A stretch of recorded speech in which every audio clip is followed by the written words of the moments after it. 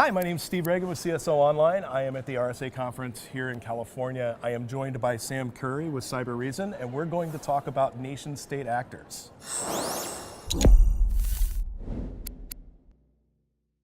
So, here recently, you guys just put out a report about China up to no good here in the US. Give me some background on that report. Well, the first thing is that when we say China, we actually mean many different agents, right?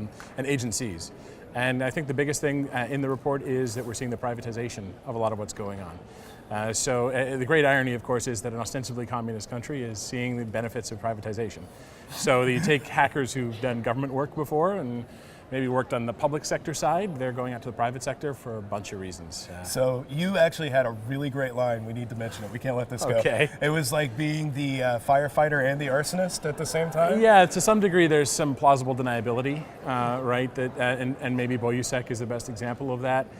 It's that they're selling ostensible pen testing tools and hacking tools and services, but behind the scenes they're still actually the ones doing the hacking and doing the malfeasance, right? If you found your fireman out back lighting a fire, you might get a little bit upset, and that's effectively what we're seeing. So, when it comes to the types of attacks you're noticing, what are some of the things you're seeing right now? I think the first that we just mentioned, organizational changes are quite significant. Most of our attention, of course, day to day is spent on how the techniques are changing, what the tactics are. I would say broadly, perhaps three categories. One is we're seeing them try to throw off some of the threat intelligence. If you get enough disinformation out there, you both create strange patterns that the good guys respond to poorly, but more importantly, you throw off machine learning, right? And how people are looking at it at a broad scale. The second is we're seeing them go down the stack. We're seeing them go into the firmware. And third and finally, nobody uses malware anymore, right? It's not just hackneyed, it's the exception when they use it. Instead, what they're doing is they're trying to use fileless malware exploits, fileless techniques, injection wherever possible, and use the actual tools that are in situ rather than bringing your own or something that could be found by more traditional techniques for defense. When it comes to detecting and trying to remediate attacks that are like this, what are the options organizations have? Well, I think we have to rethink this. I think the tradition is, there's some threat intel, of course, but we're looking at it machine by machine. We're taking a sliver of every machine and saying, let's go look for malware on some malware, known bad signature or signatureless basis. But instead, we have to start looking at the behavior.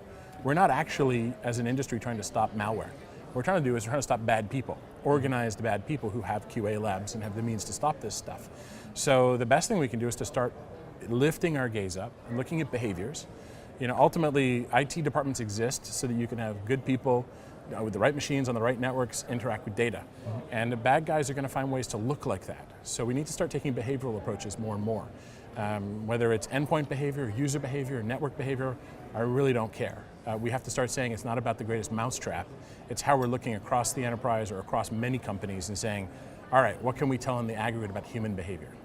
Excellent. Thanks a lot for taking the time to talk to us. Oh, my pleasure. Again, my name is Steve Reagan with CSO Online. We'll be out here all week, so stay tuned for more videos.